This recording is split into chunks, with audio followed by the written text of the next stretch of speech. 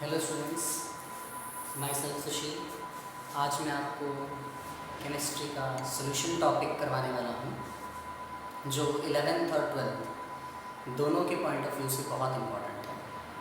11th में unit first में है ये टॉपिक और 12th में सीबीएसई के अकॉर्डिंग यूनिट फर्स्ट का पहला टॉपिक है और एचपीएससी के अकॉर्डिंग यूनिट 2 का पहला टॉपिक है, सॉल्यूशन, इंट्रोडक्शन ऑफ सॉल्यूशन।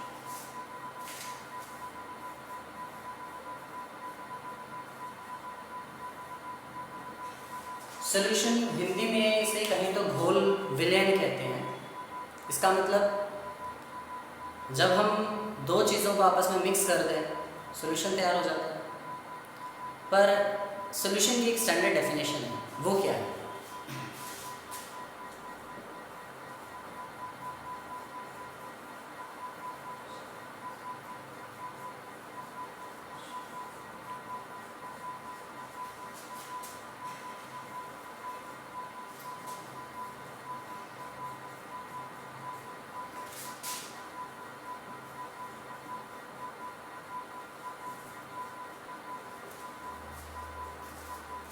ये एक होमोजीनियस मिक्सचर है, दो या ज़्यादा केमिकली नॉन रिएक्टिंग सब्सटेंसेस।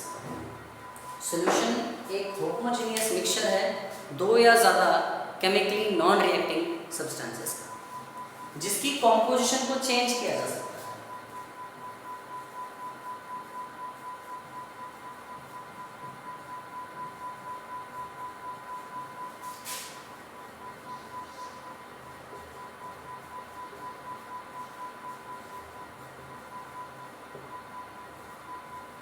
लेकिन एक सर्टेन लिमिट तक। A homogeneous mixture of two or more chemically non-reacting substances whose composition can be varied up to a certain limit. Homogeneous mixture कैसा होता है? एक ऐसा मिक्सचर जिसमें नीचे से ऊपर तक थ्रू आउट पूरे में कॉम्पोजिशन सेम रहे, जो भी कंपोनेंट्स हैं उनका रेशियो सेम रहे, उसे हम होमोजीनियस मिक्सचर कहते हैं। और वो जो कंपोनेंट्स हैं वो दो या दो से ज़्यादा हो सकते हैं, बस वो फिजिकली मिक्स्ड हों, केमिकली रिएक्ट ना करें, केमिकली नॉन रिएक्टिंग सब्सटेंसेस हैं और जिनकी कंपोजिशन को हम चेंज कर सकते हैं एक सर्टेन लिमिट तक। इसका एक एग्जांपल सुनते हैं। मैंने एक गिलास पानी लिया, उसमें एक चम्मच चीनी घुल गई, फिर मैंने उसकी कंपोजिशन को चेंज किया, उसमें एक चम्मच चीनी और घोल दी, फिर उसमें एक चम्मच चीनी और घोल दी, फिर उसमें एक चम्मच चीनी और घोल दी। एक स्टेज ऐसी आएगी कि चीनी घुलनी बंद हो जाएगी, मतलब मैं उसकी कंपोजिशन को चेंज तो कर पाया लेकिन एक सर्टेन लिमिट तक। मैं बार बार उसमें शुगर का अमाउंट बढ़ा रहा हूँ, इसका मतलब मैं उस सोल्यूशन की कंपोजिशन को चेंज कर रहा हूँ पर एक सर्टेन लिमिट तक। एक स्टेज के बाद मुझे ऐसा लगेगा कि उसमें चीनी घुलनी बंद हो गई है और जब मुझे ऐसा लगे कि उसमें चीनी घुलनी बंद हो गई है तब मैं कहूँगा कि अब इसके बाद मैं इसकी कंपोजिशन को चेंज नहीं कर सकता। हमारे सिलेबस में जो सॉल्यूशन है वो बाइनरी सॉल्यूशन आते हैं।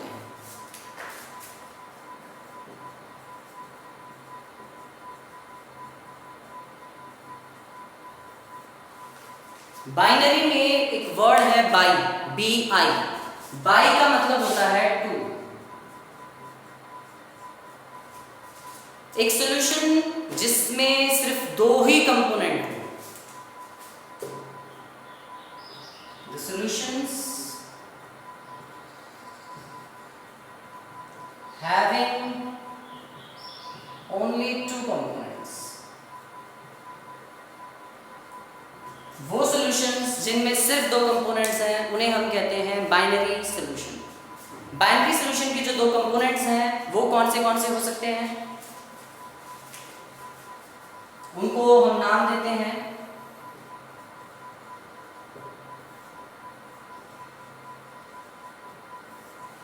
सॉल्वेंट और solute.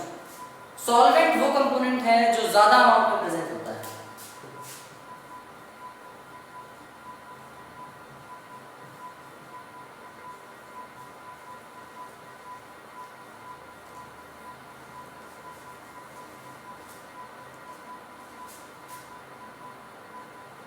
Present in axis quantity, जो ज्यादा अमाउंट में प्रेजेंट होता है, और सॉल्यूट जो कम अमाउंट में प्रेजेंट होता है।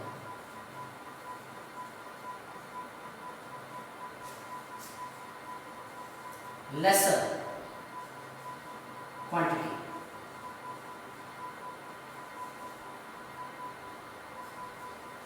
अच्छा, अब देखिए सॉल्वेंट को हम जनरली 1 या कंपोनेंट ए से रिप्रेजेंट करते हैं। अगर कहीं पर भी पूरा नाम सॉल्वेंट ना लिखा हो और सिर्फ ये लिखा हो द मास ऑफ ए, तो हमें समझ जाना है कि वो सॉल्वेंट है।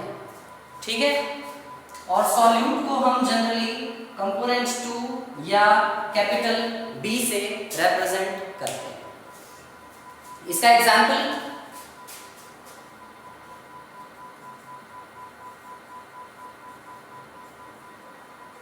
sugar dissolved in water,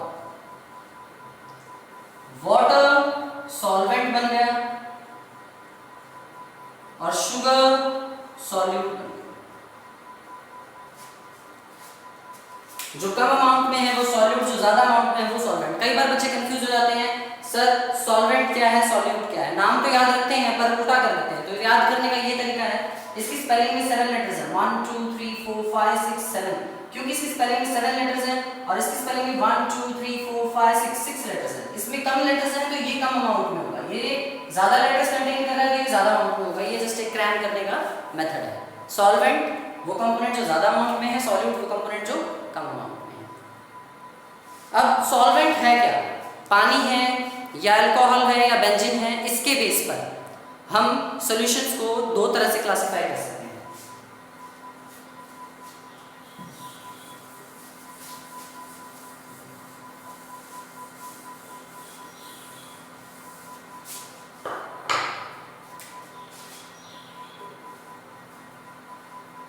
aqueous solutions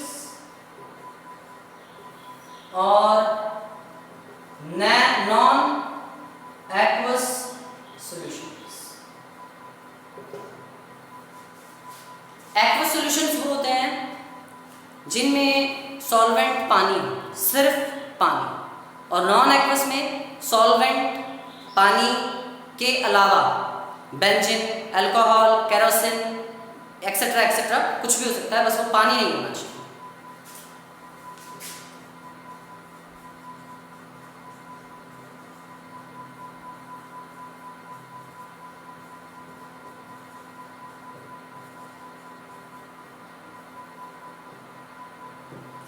aqueous solutions वो सॉल्यूशंस हैं, the solutions in which solvent is water, जिनमें सॉल्वेंट पानी है। एक्चुअल में एक्वा वर्ड का मतलब होता है वाटर, एक्वा, एक्वा का मतलब है वाटर। तो एक्वस पानी वाले solutions, the solutions in which solvent is something other than water.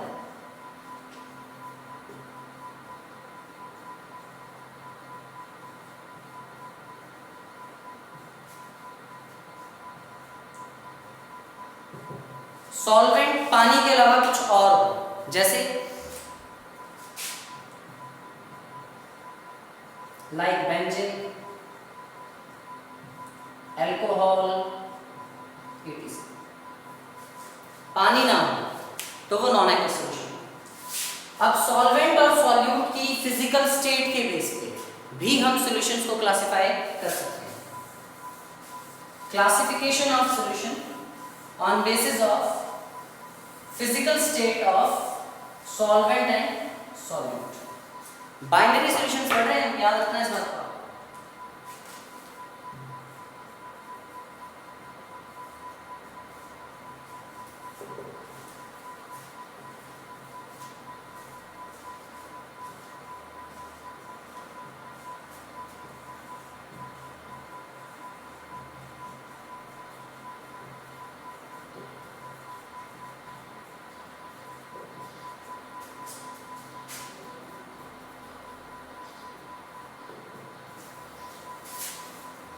Solvent और सॉल्यूट की फिजिकल स्टेट के बेस पर हम सॉल्यूशन को क्लासिफाई कर सकते हैं मेनली 3 तरह से, और उसके बाद उन 3 टाइप्स की फर्दर 3 टाइप्स बनेंगे ऑफ ईच, हर एक की 3-3 और बनेंगे, तो ओवरऑल 9 टाइप्स हैं, पर मेनली 3 हैं।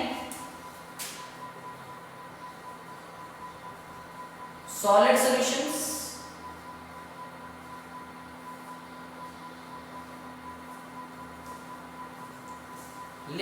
solutions,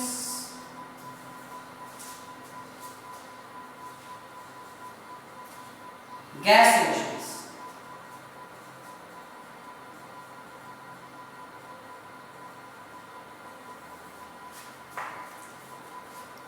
सॉलिड सॉल्यूशंस जिनमें सॉल्वेंट सिर्फ सॉलिड, लिक्विड सॉल्यूशंस जिनमें सॉल्वेंट सिर्फ लिक्विड, गैस सॉल्यूशंस जिनमें सॉल्वेंट सिर्फ गैस।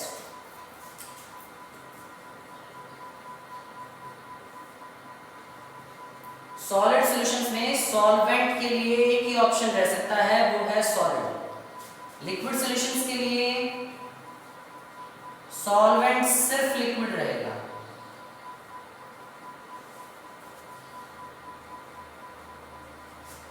और गैस सॉल्यूशंस के लिए सॉल्वेंट सिर्फ गैस है। सॉल्यूट तीनों चीजें हो सकती हैं, सॉलिड भी,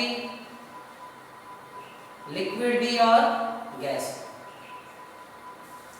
सॉल्यूट सॉलिड हो सकता है, लिक्विड हो सकता है और गैस हो सकता है।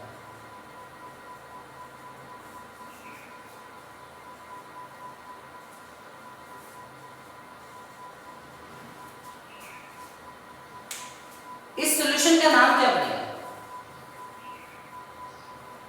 देखिए मैंने कहा था ना कि पहले तीन टाइप्स होंगे, solid solution, liquid solutions, gas solution. ये तीन टाइप सॉल्वेंट की फिजिकल स्टेट के बेस पे है। उसके बाद सॉल्यूट और सॉल्वेंट दोनों की फिजिकल स्टेट के बेस पे इन हर एक की, सॉलिड की भी तीन बन जाएंगी, लिक्विड की भी तीन, गैस सॉल्यूशंस की भी तीन टाइप्स बन जाएंगी, ओवरऑल 9 टाइप्स बनेंगे। तो सॉलिड इन सॉलिड कहलाएगा, सॉल्यूशन का नाम होगा सॉलिड इन सॉलिड। इसका एग्जांपल कोई आपको याद हो तो मैं बताता हूँ।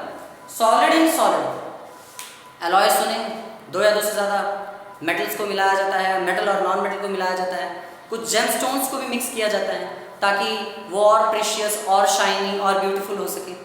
तो इस तरह से जेमस्टोन्स, एलॉयस, ये सब सॉलिड इन सॉलिड सॉल्यूशंस के एग्जांपल। लिक्विड इन सॉलिड,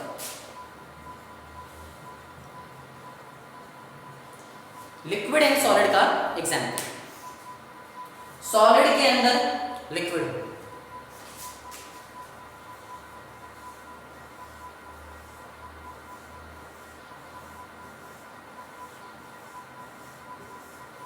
ये क्रिस्टल है, किसी सॉलिड का क्रिस्टल मान लीजिए 3 डायमेंशन है, बोर्ड पे 3 डायमेंशन में ड्रॉ तो नहीं कर सकता पर मान लीजिए इसके बीच में जो स्पेस है इसे कहेंगे हम इंटरस्टिशियल स्पेस। इसमें वाटर मॉलिक्यूल्स प्रेजेंट होते हैं, वो वाटर कहलाता है crystallisation water, water of crystallisation या क्रिस्टलाइन वाटर। तो वो क्या है? लिक्विड मॉलिक्यूल्स सॉलिड के अंदर है, लिक्विड इन सॉलिड। और एग्जांपल लिक्विड इन सॉलिड का पेस्ट, पेस्ट में सॉलिड ज्यादा होता है, लिक्विड कम होता है, ठीक है। पेस्ट और crystalline water in solids, solids में क्रिस्टलाइन वाटर। इसका एग्जांपल आप ये भी दे सकते हो, जैसे Na2CO3 डॉट 10H2, तो ये 10 वाटर मॉलिक्यूल्स Na2CO3 के क्रिस्टल्स में प्रेजेंट है, ठीक है। अब गैस इन सॉलिड का एग्जांपल,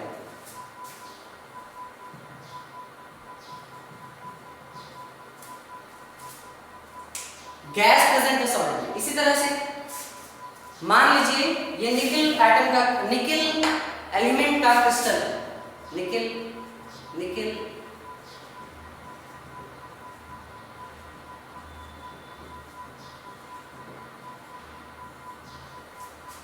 इसके बीच में यहां इंटरस्टिशियल स्पेस में हाइड्रोजन गैस फंसी होती है, ट्रैप होती है।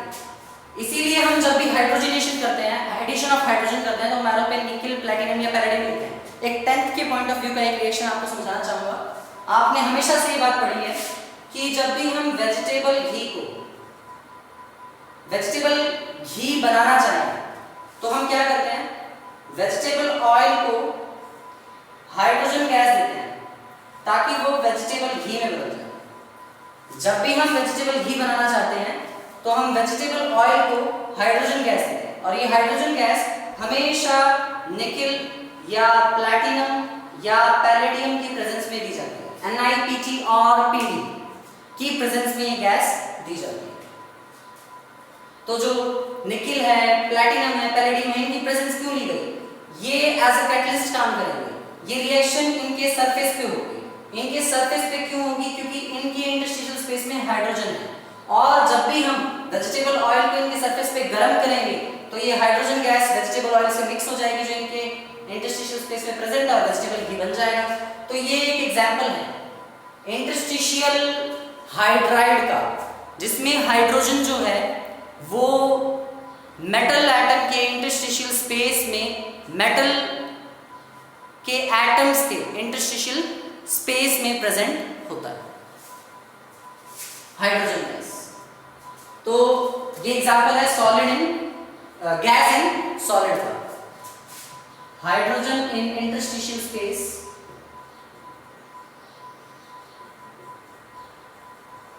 ऑफ निकेल और प्लैटिनम और palladium.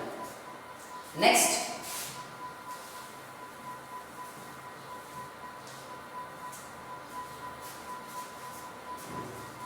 Solid in liquid.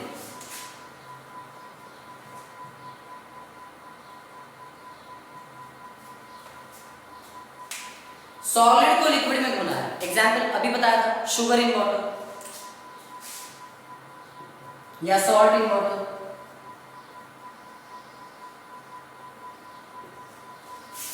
Liquid in liquid,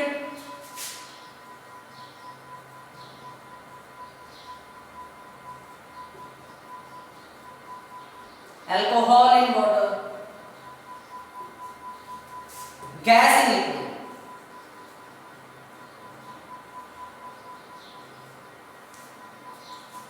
carbon dioxide in soft drinks. Soft drinks में कार्बन डाइऑक्साइड होती है, वो किसका एग्जांपल है? गैस को लिक्विड में डिसॉल्व किया गया है। लिक्विड इन लिक्विड, अल्कोहल को अगर पानी में डाला, अल्कोहल भी लिक्विड है, वाटर भी लिक्विड है, लिक्विड इन लिक्विड हो गया। सॉलिड इन लिक्विड, शुगर को पानी में डाला, शुगर सॉलिड है, वाटर लिक्विड है। अब आते हैं हम गैस सॉल्यूशंस पे। Gas solutions, solid in gas,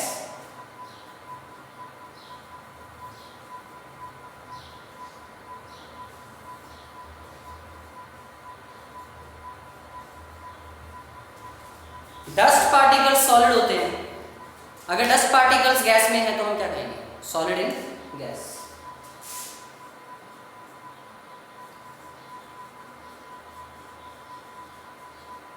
dust particles in air, ये बहुत अच्छा एग्जांपल है सॉलिड इन गैस का। Liquid in gas,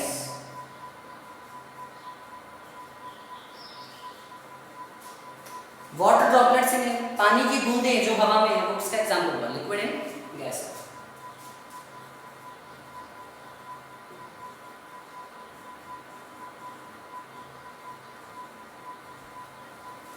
gas in gas, air खुद एक गैस इन गैस का मिक्सचर है। एयर में क्या है? What is air? Air is a mixture of gases. किसका एग्जांपल हुआ? Gas in gas. ये है classification of solutions on basis of physical state of solid and solvent. I hope आपको समझ में आया होगा। ये मैंने आपको बाइनरी सॉल्यूशन पढ़ाए हैं। अगर किसी सॉल्यूशन में 3 कंपोनेंट हो, सॉल्यूशन में 3 कंपोनेंट हो तो वो क्या होगा? टर्नरी सॉल्यूशन होगा। और अगर किसी सॉल्यूशन में 4 हो तो क्वाaternary सॉल्यूशन।